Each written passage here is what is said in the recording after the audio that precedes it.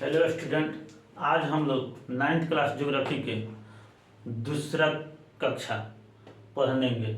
जिस पहली कक्षा में हमने बताया था कि भारत की ग्लोब पर स्थिति क्या है। उसमें बताया था मैंने कि भारत उत्तरी गोलार्ध में है और भारत पूर्वी गोलार्ध में है। अब देखिए कैसे, एक बार रिपीट कर दे रहा। ये हुआ आपका ग्लोब, नॉर्थ पोल, नीचे वाला साउथ पोल, बीचों बीच जो लाइन खींची गई है उसे विषुवत रेखा कहते हैं। तो भारत की स्थिति कर्क रेखा पर है। भारत कहाँ स्थित है? कर्क रेखा पर।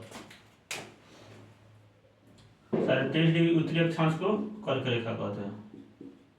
तो भारत यहाँ पे विषुवत रेखा को 0 डिग्री से दर्शाया जाता है। विषुवत रेखा के ऊपर उत्तरी गोलार्ध, विषुवत रेखा के नीचे दक्षिणी गोलार्ध। तो विषुवत रेखा के ऊपर होने के कारण इसे उत्तरी गोलार्ध में रखेंगे। भारत को कहाँ रखेंगे? उत्तरी गोलार्ध में। वहीं जब आप दोनों ध्रुव को मिलाइएगा, यानी 0 डिग्री देशांतर, ये तो हो गया अक्षांश के हिसाब से। 0 डिग्री देशांतर से आप देखिएगा तब भारत उसके पूरब में है। भारत कहाँ है? उसके पूरब में है। ये करके लिखा होगा, इसके पूरब में है। 0 डिग्री ये हुआ आपका इसके पूरब में होने के कारण ये पूर्वी गोलार्ध में है। गोला का आधा भाग है, इसलिए पूर्वी गोलार्ध में, यानी भारत उत्तरी गोलार्ध में और पूर्वी गोलार्ध में स्थित है। आइए अब आगे भारत के बारे में कुछ जानते हैं।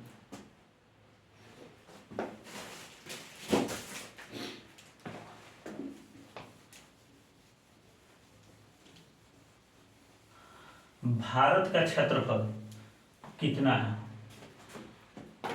भारत का क्षेत्रफल 32,87,263 किलोमीटर है। 32,87,200 किलोमीटर स्क्वायर क्षेत्रफल। देखिए, क्षेत्रफल किसे कहते हैं? यानी भारत कितने क्षेत्र को, कितना स्थान को, कितने जगह को छेकता है, यानी कवर करता है, उसे क्षेत्रफल कहते हैं।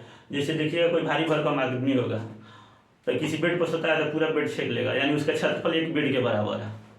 उसका एक क्षेत्रफल बेड के बराबर। उसी तरह भारत का क्षेत्रफल पूरे विश्व के मैप पर कितने जगह छेका हुआ है, उसे भारत का क्षेत्रफल। तो भारत का क्षेत्रफल 32,87,263 किलोमीटर स्क्वायर है। यानी कि भारत का हम जब मैप बनाए तो कितने जगह को कवर करता है, ये जो कवर कर रहा है इसको क्या कहेंगे? क्षेत्रफल कहेंगे। ये आपने समझ लिया। उसके बाद आइए भारत का आकार। भारत का आकार, भारत दिखने में किस आकृति को दिखता है? तो इस तरह देखिएगा तो भारत का आकार त्रिभुजाकार है।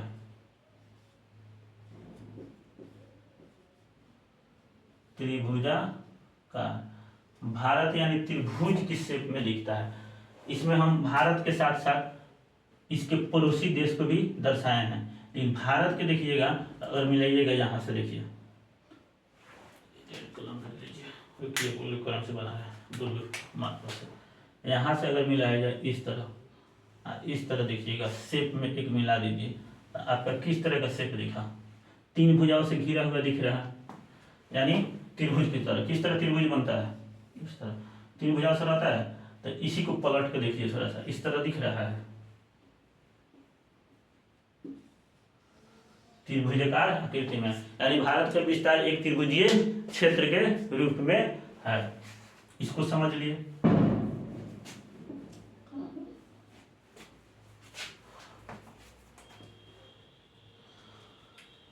विश्व में भारत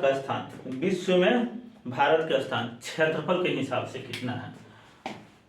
विश्व में अलग अलग देश हैं, तो भारत क्षेत्रफल के हिसाब से कितने नंबर पर आता है? भारत क्षेत्रफल के हिसाब से 7वें नंबर पर आता है। कितने नंबर पर आता है? 7वें नंबर पर आता है। उससे पहले भारत से 6 देश इससे क्षेत्रफल में बड़े हैं। भारत के क्षेत्रफल के हिसाब से कौन सा स्थान है? 7। तो क्षेत्रफल के हिसाब से भारत का स्थान होगा आपका 7वां स्थान पर आता है। इससे पहले 6 देश कौन कौन से है, आइए हम मैप के माध्यम से ही आपको बता दे रहे हैं। ये आपका विश्व में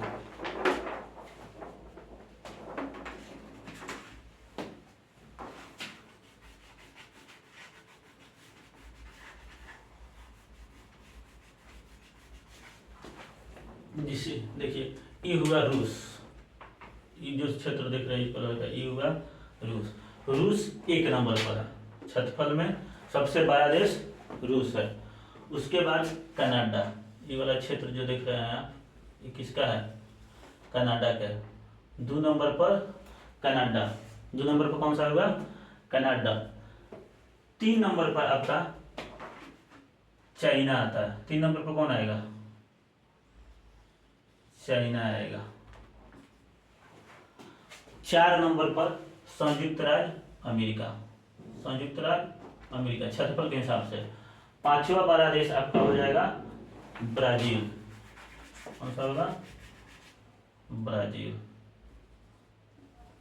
6ठा आपका ऑस्ट्रेलिया, 6ठा ऑस्ट्रेलिया होगा। ये जो ऑस्ट्रेलिया का क्षेत्र है, यहाँ से यहाँ तक जो देख रहे हैं ये आपका ब्राजील है। 7 पर हम लोग का इंडिया है, देख रहे हैं, इंडिया, भारत का इंडिया। 7 नंबर पर 7वें देश के बारे में हम लोग जानेंगे।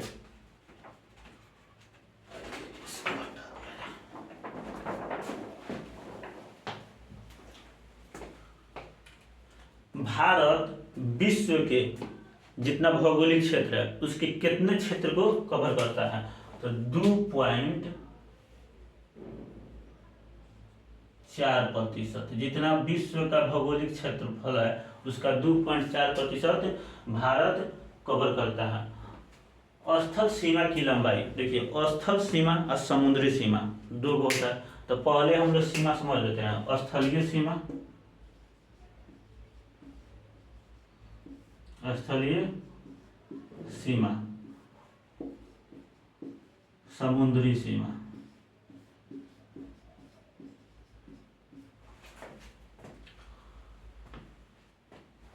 किसी देश का जब भूभाग किसी दूसरे देश के भूभाग से सटे तो उसको स्थलीय सीमा कहेंगे। क्या कहेंगे? स्थलीय सीमा कहेंगे। जैसे भारत के देखिए, यहाँ पाकिस्तान से चालू होता है, पाकिस्तान का स्थल भारत के स्थल से सटा हुआ है। यहाँ अफगानिस्तान से सटा हुआ है। चीन का जमीन भारत की जमीन से सटा हुआ है। नेपाल की जमीन भारत की जमीन से, भूटान, इसी तरह म्यांमार और बांग्लादेश। तो भारत की स्थलीय सीमा आपका पाकिस्तान से चालू होकर कहाँ तक जाएगा? बांग्लादेश तक। जहां जहां जमीन सटा हुआ हो उसको स्थलीय सीमा कहेंगे। और समुद्री सीमा किसी देश का समुद्र तट से लगा हुआ हो, कहाँ से लगा हुआ हो? समुद्र तट से, तो उसको समुद्री सीमा कहते हैं या तटीय सीमा कहेंगे। क्या कहते हैं? तट किनारे। जिस तरह नदी का तट होता है, पोखरा का तट होता है, तो उसी तरह देश का तट होता है, यानी पानी जिसका समुद्र का पानी लगता है उसके तट कहते हैं। तो मैप पर देखिएगा, इसका जो दिशा के निर्धारण होता है, तब ऊपर वाला नॉर्थ, नीचे वाला साउथ, दाहिना साइड ईस्ट, बायां साइड वेस्ट। तो इस हिसाब से यहाँ पर देखिएगा, तो ये हमारा कौन सा होगा? पूरब होगा भारत का। ये आपका पश्चिम होगा। ये पूरा जल से भरा हुआ है। कैसे से भरा हुआ? जल से, जिसे भारत के नीचे हिंद महासागर के नाम से जानते हैं। किस महासागर के नाम से? हिंद महासागर। यानी समुद्र, हिंद महासागर का जल भारत के दक्षिणी भाग को टच करता है। तो इधर वाला हुआ आपका पूर्वी तट, इधर वाला पश्चिमी तट। तो भारत के 2 तट है, एक पूर्वी तट और एक पश्चिमी तट। तो स्थलीय सीमा भी समझ गए आप, और तटीय क्षेत्र या समुद्री सीमा भी कहिए। तो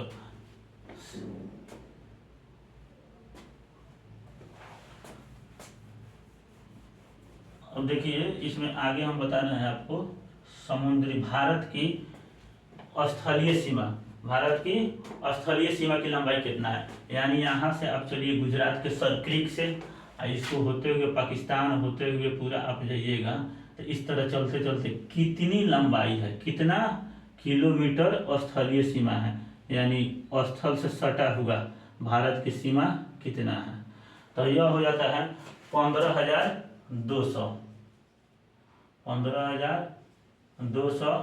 किलोमीटर, 15,200 किलोमीटर भारत का।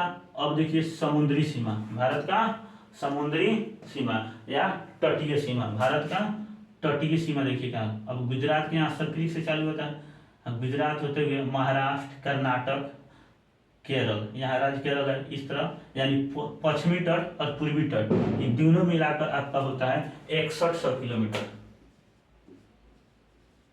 6100 किलोमीटर। स्थलीय सीमा 15,200 जो किसी दूसरे देश के स्थल से जुड़ा हुआ हो, यानी समुद्र से ना जुड़ा हो। तटीय सीमा समुद्र से जुड़ा हो तो यह होता है आपका गुजरात से चालू होकर यहाँ तमिलनाडु, आंध्र प्रदेश, उड़ीसा, पश्चिम बंगाल तक जाएगा, आपका हो जाएगा ये आपका 6100 किलोमीटर। देखिए भारत का मुख्य भूमि होगा, भारत का क्या होगा, मुख्य भूमि। इसके अलावा भी भारत का कुछ जो क्षेत्र जगह द्वीपों के रूप में है, जैसे यहाँ पर एक द्वीप है बनाया है हमने अंडमान निकोबार, अंडमान निकोबार द्वीप। उसके बाद यहाँ पे छोटा छोटा द्वीपों का एक समूह है जिसे लक्षद्वीप कहते हैं, लक्षद्वीप के नाम से जानते हैं। तो ये भी भारत का है, भारत का। इसके अलावा कुछ छोटे छोटे द्वीप है, जैसे यहाँ पे है, उड़ीसा के तट पर है, आंध्र प्रदेश के तट पर है। तो इस तरह द्वीपों को मिलाकर तो द्वीप का भी कुछ समुद्री सीमा होगा कि ना, यानी समझिए एक द्वीप है कोई इतना बड़ा, इसके चारों तरफ जल है, इसके चारों तरफ जल है। तो यह द्वीप एक जगह से चलिएगा तो यहाँ से यहाँ तक कुछ किलोमीटर होगा कि नहीं, कुछ लंबाई होगा इसका। तो इस तरह द्वीपों को मिला लेंगे तो आपका हो जाएगा द्वीपों सहित भारत का तटीय सीमा 7516.6 किलोमीटर। 7516.6 किलोमीटर में आपका मुख्य भूमि का तटीय सीमा भी है और इसके साथ साथ द्वीपों की भी सीमाएं हैं, जैसे लक्षद्वीप वाला हुआ, अंडमान निकोबार, इस तरह छोटा छोटा द्वीप सभी को मिलाकर 7516 हो जाता है। अभी तक हमने समझा भारत की क्षेत्रफल कितना है, भारत किस आकार का है, भारत की स्थलीय सीमा कितना है, भारत की समुद्री सीमा कितनी है। अब देखिए भारत का अक्षांशीय विस्तार और देशांतरीय विस्तार समझेंगे। भारत किस अक्षांश से चालू होकर किस अक्षांश तक जाता है। भारत का दक्षिणतम बिंदु देखिएगा तमिलनाडु के आसपास कन्याकुमारी के नाम से जाना जाता है, Kanyakumari. 8 degree 4 minute, 8 degree 4 minute उत्तरी अक्षांश, उत्तरी अक्षांश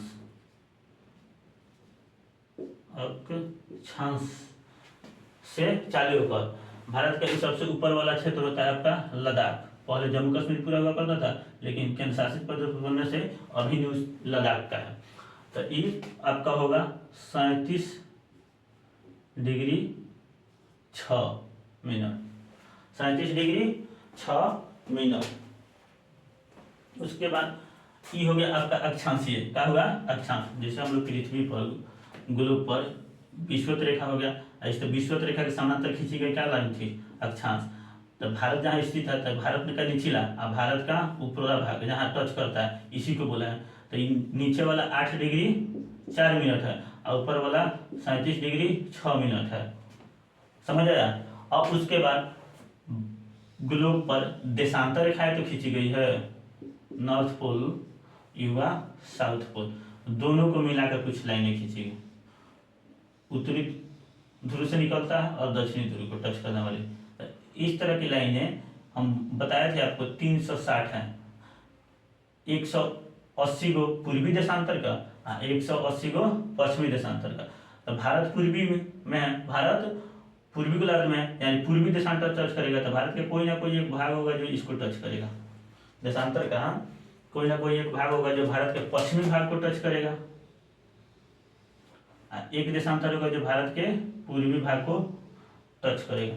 तो यही देशांतर के बारे में जानना है। तो भारत का सबसे पश्चिमी देशांतर 68 डिग्री, कितना 68 डिग्री 7 मिनट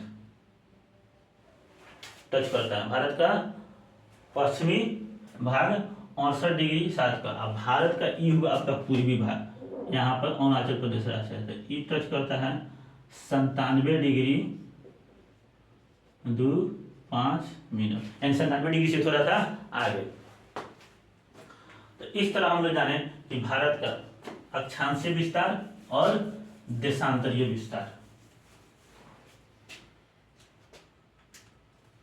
भारत का अक्षांशीय विस्तार आपका होगा, अक्षांशीय 8 डिग्री 4 मिनट से लेकर 37 डिग्री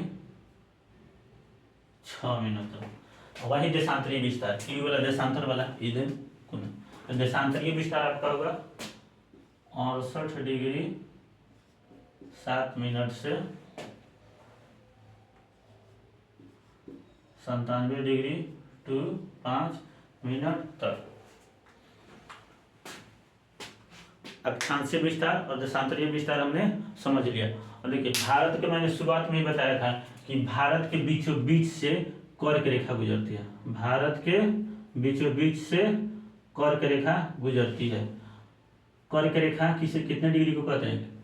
कर्क रेखा आपका 23.5 डिग्री उत्तरी अक्षांश होता है। तो भारत के बीचों बीच से कर्क रेखा मैंने बनाया है, तो ये आपका कितना होगा?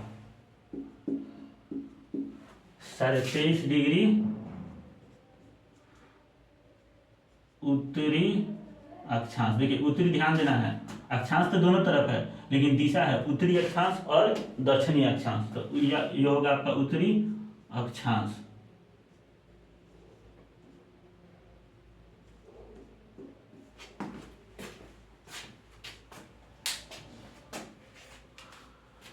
भारत के बीचों बीच से गुजरने वाली कर्क रेखा भारत के 8 राज्यों से होकर गुजरती है। अभी 8 राज्यों के नाम आपको याद करना है। देखिए यहाँ पे व्हाइट बोर्ड है, व्हाइट बोर्ड पर हम बताएंगे तो आपको उतनी अच्छे से समझ नहीं है, इसके लिए हम मैप का यूज कर रहे हैं। आइए, ये होगा भारत का मैप, दिख रहा है यहाँ पर सब किसी को दिखेगा।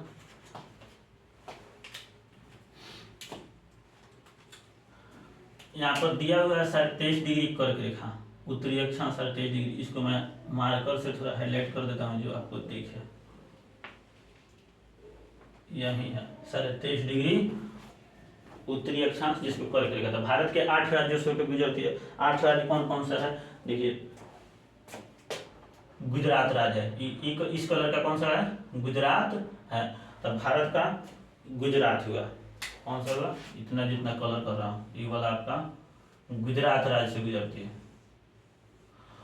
गुजरात के बाद ये वाला पूरा राज्य राजस्थान है, बैगनी कलर का ये राज्य राजस्थान है। राजस्थान के निचली भाग से कर्क रेखा थोड़ा सा टच करके निकलती है, तो दूसरा होगा राजस्थान।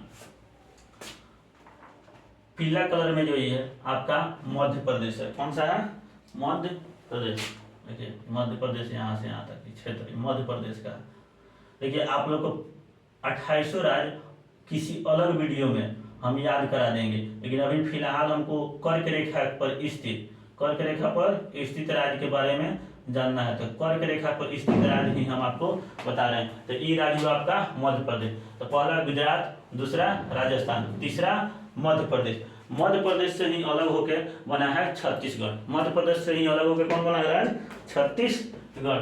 तो ये हुआ आपका छत्तीसगढ़ की सीमा। तो छत्तीसगढ़ को ही टच करता है टच करने का मतलब या तो उससे छू करने के लिए, अच्छा बीचों बीचों से निकल जाए। तो कर्क रेखा छत्तीसगढ़ से होकर गुजरता है। छत्तीसगढ़ के बगल में आपका राज्य है झारखंड, जो बिहार से अलग हुआ है 2000 ईस्वी में। तो ये हुआ आपका झारखंड।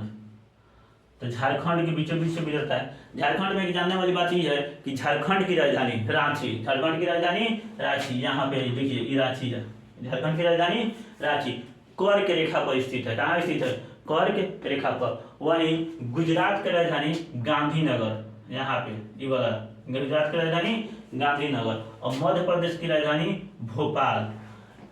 गुजरात की राजधानी गांधीनगर, मध्य प्रदेश की राजधानी भोपाल कर्क रेखा से नीचे है, यानी कर्क रेखा के बहुत करीबी है। लेकिन झारखंड की राजधानी रांची कर्क रेखा पर है, यानी ये नहीं कि कर्क रेखा पर स्थित है, यानी कर्क रेखा जो खींचा गया है, काल्पनिक लाइन खींचा गया है, झारखंड की राजधानी से गुजरती है, झारखंड की राजधानी से होकर ऊपर से गुजरती है। तो हम लोगों ने देखा झारखंड तक। उसके बाद आइए पश्चिम बंगाल। उसके बाद कौन सा राज्य है? पश्चिम बंगाल। ये राज्य हो गया आपका, यहाँ से चालू होता है ऊपर जाते हुए, यहाँ झारखंड के बगल से टच करते हुए ये आपका पश्चिम बंगाल। तो पश्चिम बंगाल से भी कर्क रेखा गुजरती है। बीच में जो क्षेत्र देख रहे हैं ये बांग्लादेश आ जा रहा है। कौन सा देश है? बांग्लादेश, जो पहले पूर्वी पाकिस्तान हुआ करता था। 1971 में युद्ध के बाद बांग्लादेश का नाम से एक अलग देश बना। उसके बाद बांग्लादेश के बगल में जाइएगा तो हम लोग भारत का एक राज्य है त्रिपुरा। कौन सा राज्य है? त्रिपुरा। तो कर्क रेखा त्रिपुरा से भी होकर गुजरती है। अगला राज्य जो है कर्क रेखा से गुजरने वाली, कर्क रेखा जिस राज्य से होकर गुजरती है मिजोरम है। कौन सा है? मिजोरम है। देखिए राज्य हो गया आपका एक लाइन से याद करना है, पश्चिम से पूरब की तरफ। भारत के इधर का नक्शा जो बीच में दिशा निर्धारण के बता दिया है कि बीच में कहीं रखिएगा तो ऊपर वाला आपका हो जाएगा उत्तर, नीचे वाला दक्षिण, दाईं साइड वाला पूरब, बाएं साइड पश्चिम, यानी पश्चिम से पूरब की तरफ एक लाइन से नाम याद रखिएगा, जब कंफ्यूजन नहीं होगा ना। तो इस तरह कभी आगे कभी पीछे कीजिएगा, कभी अभी छूट जाएगा, कभी दूसरे राज्य बोला जाएगा। तो देखिए गुजरात, गुजरात के बाद राजस्थान का थोड़ा सा इलाका, तो गुजरात राजस्थान। उसके बाद मध्य प्रदेश, मध्य प्रदेश से अलग हुआ है तो छत्तीसगढ़, तो छत्तीसगढ़ से भी जाता है। उसके बाद झारखंड, झारखंड के बाद पश्चिम बंगाल, पश्चिम बंगाल के बाद बीच में बांग्लादेश आ जाता है। तो हम अपने देश के राज्य के बारे में पढ़ रहे हैं। तो उसके बाद आ जाएगा हमारा भारत का त्रिपुरा, उसके बाद मिजोरम। तो 8 राज्य हो गया। तो भारत के 8 राज्यों से कर्क रेखा गुजरती है। भारत के 8 राज्यों से कर्क रेखा गुजरती है। कितने राज्य से? कर्क रेखा भारत पर स्थित राज्य कितने हैं? 7। कितने राज्य? 7। 7 राज्यों के नाम लिख दे। देखिए कौन कौन? गुजरात, राजस्थान, उसके बाद मध्य प्रदेश। मध्य प्रदेश को एमपी लिख दे रहे हैं, सब कुछ सुनता होगा, चुनाव होता है एनी टाइम बोलेगा एमपी में चुनाव हो रहा है, तो मध्य प्रदेश शॉर्ट है। उसके बाद छत्तीसगढ़, छत्तीसगढ़, छत्तीसगढ़ के बाद झारखंड, झारखंड, झारखंड के बगल में आपका है पश्चिम बंगाल, तो वेस्ट बंगाल लिख देना शॉर्ट पर। पश्चिम बंगाल के बाद आपका आ जाता है बांग्लादेश, बांग्लादेश के बाद आएगा त्रिपुरा। कौन सा राज्य? त्रिपुरा।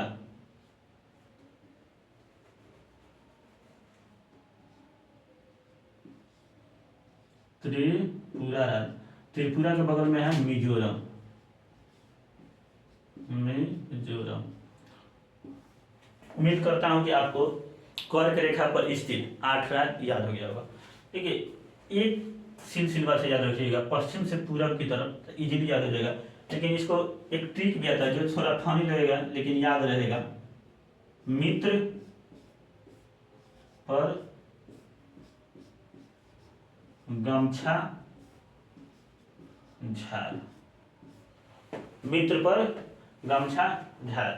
देखिए एम्स इसमें क्या होगा, आपको अलग अलग एक दिशा से, एक सिलसिला से, एक लाइन से नहीं याद होगा। मी से मिजोरम। कौन सा होगा? मी से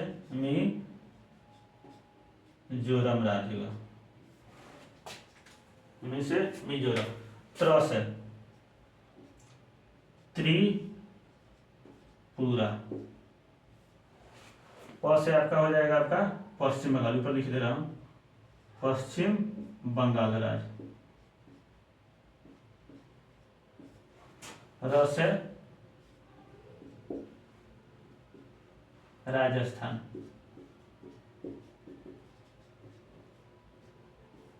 ग से गुजरात।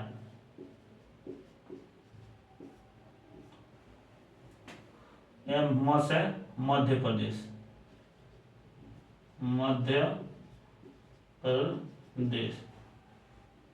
छ से छत्तीसगढ़, गमछा छ से छत्तीसगढ़, छत्तीसगढ़।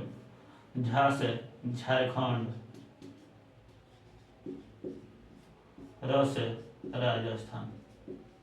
देखिए तो इसमें क्रमबद्ध नहीं हुआ, एक दिशा से नहीं हुआ, जिसे इसमें याद कराएंगे अभी हम आप लोग को पश्चिम से पूरब की तरफ। पहला था गुजरात, दूसरा राजस्थान, बीच में मध्य प्रदेश। गुजरात, राजस्थान, मध्य प्रदेश, छत्तीसगढ़, उसके बाद झारखंड। कौन सा हुआ? झारखंड। झारखंड के बगल में पश्चिम बंगाल, वेस्ट बंगाल। ये हो गया बांग्लादेश, ये हो गया त्रिपुरा, इधर वाला मिजोरम, सबसे लास्ट वाला मिजोरम। तो इस तरह का था। देखिए 7 कर्क रेखा पर स्थित 7वां राज्य हम लोग जान लिए। उसके बाद स्थलीय सीमा से लगे देश। भारत के स्थलीय सीमा अभी समझाए हैं कि स्थलीय सीमा जो किसी देश के जमीन, भारत के जमीन से टच करे। तो स्थलीय सीमा से लगने वाले देश कितने हैं? तो स्थलीय सीमा से लगने वाले देश की संख्या 7 है। कितना है? 7। सातों का नाम याद कर लेगा कौन कौन सा है। भारत से अलग हुआ है पाकिस्तान, तो कन्फर्म में लगेगा, तो पाकिस्तान की सीमा लगती है। उसके बाद अफगानिस्तान बगल में है, उसके बगल में अफगानिस्तान है। तो अफगानिस्तान की सीमा अभी के लद्दाख क्षेत्र से, अभी के लद्दाख क्षेत्र से लगता है। लद्दाख क्षेत्र ऊपर वाला देखिए, 100, बहुत ज्यादा नहीं, 106 किलोमीटर। कितना? 106 किलोमीटर। उसमें भी देखिएगा तो अफगानिस्तान के सीमा डायरेक्टली अभी के भारत से न टच करता है, क्योंकि जब जम्मू कश्मीर का कुछ इलाका पाकिस्तान कब्जा कर लिया, जिसको पाक अधिकृत कश्मीर कहते हैं। क्या कहते हैं? पाक अधिकृत कश्मीर। तो इतना क्षेत्र देखिए, इतना क्षेत्र पाकिस्तान कब्जा कर लिया। ये वाला सब कौन कब्जा कर लिया? पाकिस्तान। तो अफगानिस्तान की सीमा डायरेक्ट अभी के भारत से ना टच करती, किससे? पाक अधिकृत कश्मीर से टच करती है। लेकिन भारत उसे मानता है अपना, तो पाकिस्तान को भी जोड़ेंगे कि पाकिस्तान की सीमा भारत से। तो दूसरा देश हुआ पाकिस्तान। तीसरा बन जाइए चीन। चाइना का सीमा यहाँ से टच करता है, लद्दाख पूरा होते हुए आपका अरुणाचल प्रदेश तक। तो तीसरा देश हुआ चीन। चौथा नेपाल। उत्तराखंड, यूपी और बिहार, अब पश्चिम बंगाल और सिक्किम से देश से टच करता है। नेपाल के बाद एक अगला देश हुआ भूटान। कितना देश हुआ? एक पाकिस्तान, दूसरा अफगानिस्तान, तीसरा चाइना, चौथा नेपाल, पांचवा भूटान।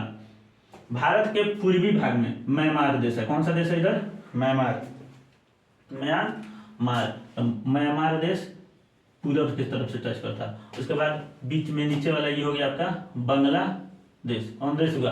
बांग्लादेश। तो भारत की स्थलीय सीमा से टच करने वाले देशों, यानी स्थलीय सीमा साझा करने वाले देशों की संख्या कितनी है? 7। पाकिस्तान, अफगानिस्तान, चीन, नेपाल, भूटान, म्यांमार और बांग्लादेश। इसके बाद देखिए भारत के पास 2 ऐसे देश हैं जो समुद्री पड़ोसी हैं। एक नीचे है श्रीलंका। नीचे वाला कौन सा है? श्रीलंका। लक्षद्वीप के नीचे यहाँ देशों के मैप देखिएगा, देशों का छोटा छोटा द्वीपों का समूह होगा, जिसे मालदीव कहते हैं। मालदीव देश है। तो 2 गो हिंद महासागर में स्थित देश है, मालदीव और श्रीलंका। 7 गो हो गया आपका स्थलीय सीमा वाला पड़ोसी देश, 2 गो पड़ोसी हो गया हिंद महासागर में आपका मालदीव और श्रीलंका। इस तरह देखिएगा तो भारत के 7 गो देश हैं जो समुद्री सीमा है, भारत के साथ 7 गो समुद्री सीमा यानी समुद्र का पानी दूसरे देश के 7 गो समुद्र के पानी से टच करता है, जो आपको 9th क्लास में नहीं पढ़ना है, इसलिए इसी तरह जानकारी के व्यू से मैंने आपको बता दिया। आज के लिए इतना ही, इसके बाद की कक्षा में आगे की पढ़ाई होगी।